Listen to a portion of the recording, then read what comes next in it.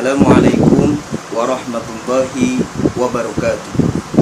Alhamdulillah wa syukranillah wassalatu wassalamu ala rasulillah wa man tabi'a yaumal qiyamah amma ba'd. Halo anak-anakku sekalian, gimana nih kabarnya kalian di rumah? Semoga kalian sehat walafiat. Amin, Allahumma amin ya robbal alamin. Nah, kemarin waktu pertemuan pertama kita telah berkenalan. Sekarang kita akan melanjutkan ke materi bab 1, yaitu mengenai mari mengaji dan mengkaji Quran surat Al-Kafirun mengenai indahnya saling menghormati. Nah, sebelumnya alangkah baiknya sebelum memulai ke materi, marilah kita berdoa bersama-sama agar kita dilancarkan dan dipahami tentang materi ini. Ayo kita berdoa bersama-sama. A'udzu billahi minasyaitonir rajim. Bismillahirrahmanirrahim. Rabbi shrahli sadri wa yassirli amri wahlul 'uqdatam min lisani yafqahu qawli. Rabbi zidni ilma warzuqni fahma bi rahmatika ya arhamar rahimin. Amin. Sekarang kalian simak baik-baik ya tentang materi yang akan Bapak sampaikan. Halo anak-anakku, Bapak mau bertanya nih, apakah kalian memiliki teman yang berbeda agama? Bila kalian memilikinya, tetaplah berteman dengan baik dan hiduplah dengan rukun. Kenapa harus seperti itu, Pak? Karena kita sebagai umat manusia harus saling menghormati dan saling membantu antar umat beragama. Dan itu sangatlah sesuai dengan semboyan dalam kehidupan bangsa Indonesia. Apa coba semboyan bangsa Indonesia ini? Kalian harus mengetahuinya. Semboyan bangsa kita yaitu Bhinneka Tunggal Ika. Apa itu artinya Bhinneka Tunggal Ika? Artinya ialah berbeda-beda tapi tetap satu tujuan. Nah, makna dari semboyan tersebut sangatlah sesuai dengan situasi, kondisi atau keadaan bangsa Indonesia ini. Karena mengingat bangsa Indonesia ini memiliki latar belakang yang berbeda-beda. Selain budaya adat, suku bangsa, dan juga bahasa, masyarakat bangsa Indonesia pun banyak sekali yang berbeda-beda keyakinan dalam memeluk agamanya.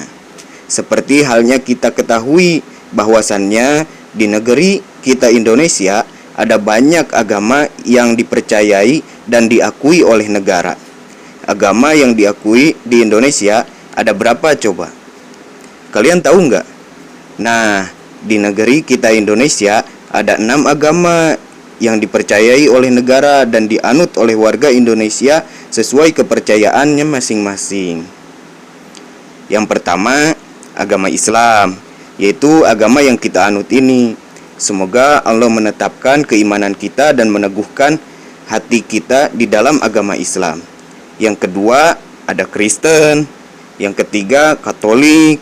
Keempat, Hindu. Kelima, Buddha. Dan yang terakhir yaitu yang keenam, Konghucu. Agama merupakan suatu keyakinan pribadi. Jadi menganut agama tidaklah boleh dipaksakan. Karena selain melanggar hak asasi manusia, di dalam agama pun memiliki banyak sekali perbedaan antara agama yang satu dengan agama yang lainnya. Nah, di dalam Islam dianjurkan sekali untuk senantiasa menghormati penganut agama-agama lain. Akan tetapi kita tidak boleh ikut beribadah seperti yang dilakukan oleh penganut agama-agama lain.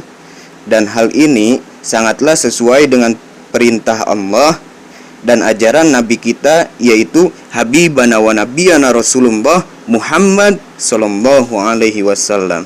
Dalam surah Al-Kafirun di ayat yang terakhir disebutkan lakum dinukum waliyadin, yang artinya untukmu agamamu dan untukku agamaku. Coba Bapak mau nanya nih, apakah kalian sudah hafal Quran surat Al-Kafirun? Semoga kalian semua sudah hafal ya. Nah, bagi yang sudah hafal, dilanjut hafalkan artinya. Dan yang belum hafal, berusahalah dan mulailah dari sekarang untuk menghafalnya. Intinya, semangat terus. Karena dalam sebuah mahfudot disebutkan manjada wajada, barang siapa yang bersungguh-sungguh pasti ia berhasil. Tahu nggak nama surat Al-Kafirun diambil dari mana? Nah, nama surat Al-Kafirun itu diambil dari ayat yang pertama, yaitu Al-Kafirun, yang artinya adalah orang-orang kafir.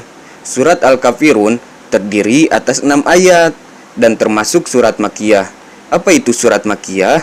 Surat Makkiyah ialah surat yang diturunkan di kota Mekah, yaitu sebelum Rasulullah SAW hijrah ke Madinah. Nah, sebelum kita membahas asbabun nuzul dan juga isi kandungan dari Quran surat Al-Kafirun, alangkah baiknya kita ketahui dulu ayat dan artinya. Sekarang kalian perhatikan tulisan tersebut dan mohon dengarkan dengan baik, karena Bapak akan membacakan surat Al-Kafirun beserta artinya. A'udzu billahi minasy syaithanir rajim. Bismillahirrahmanirrahim. Qul ya ayyuhal kafirun la a'budu ma ta'budun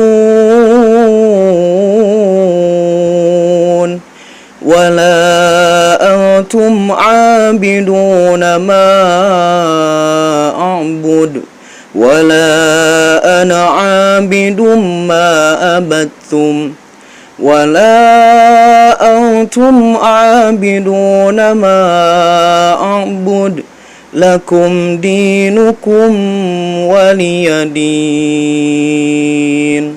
Sadaqallahul Adzim. Dengan nama Allah yang Maha Pengasih, Maha Penyayang. Katakanlah Muhammad, wahai orang-orang kafir, aku tidak akan menyembah apa yang kamu sembah, dan kamu bukan penyembah apa yang aku sembah, dan aku tidak pernah menjadi penyembah apa yang kamu sembah, dan kamu tidak pernah pula menjadi penyembah apa yang aku sembah. Untukmu agamamu, dan untukku agamaku. Alhamdulillah, tadi kita telah mendengarkan bacaan Quran surat Al-Kafirun beserta artinya. Sekarang kita lanjut ke asbabun nuzul Quran surat Al-Kafirun. Kalian tahu nggak asbabun nuzul itu apa? Asbabun nuzul ialah sebab-sebab turunnya ayat atau surat dari Al-Quran. Nah, surat Al-Kafirun Allah turunkan untuk menjawab tawaran kafir Quraisy, yang dimana mereka berusaha memengaruhi Nabi Muhammad SAW dengan menawarkan segala sesuatu, baik harta, pangkat, dan juga tahta, asalkan Nabi mau menghentikan dakwahnya.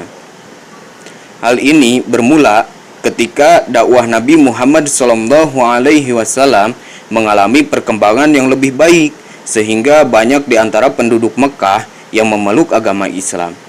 Melihat kenyataan demikian, para pemimpin Quraisy seperti halnya Walid ibnu Mughirah dan Al-As bin Wa'il, Al-Aswad ibnu Muttalib, dan Umayyah bin Khalaf bertemu dan meminta Nabi Muhammad SAW untuk menghentikan dakwahnya dengan memberikan imbalan berupa harta, kekayaan, dan tahta kedudukan.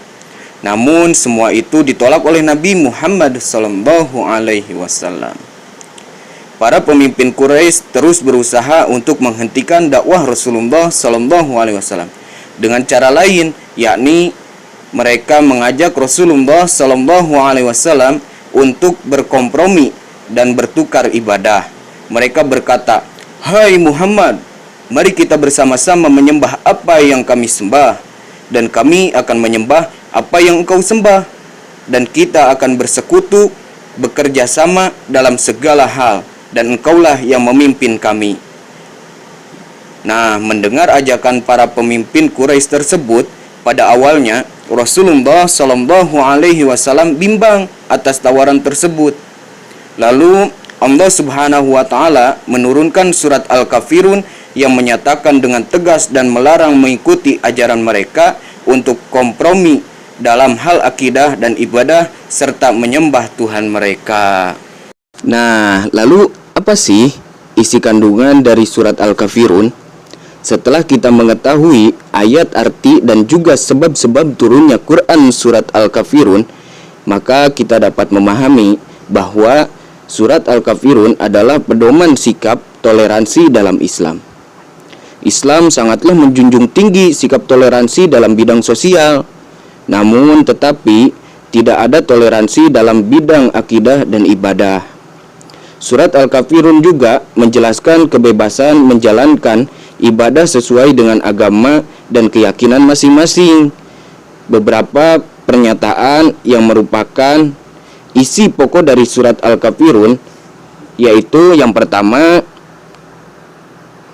sikap tegas terhadap orang kafir bahwa kita tidak menyembah apa yang mereka sembah.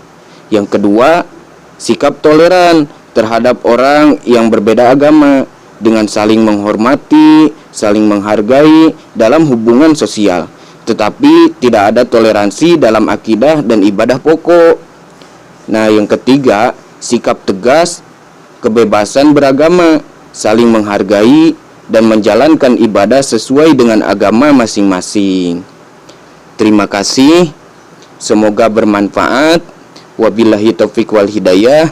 Wassalamualaikum warahmatullahi wabarakatuh.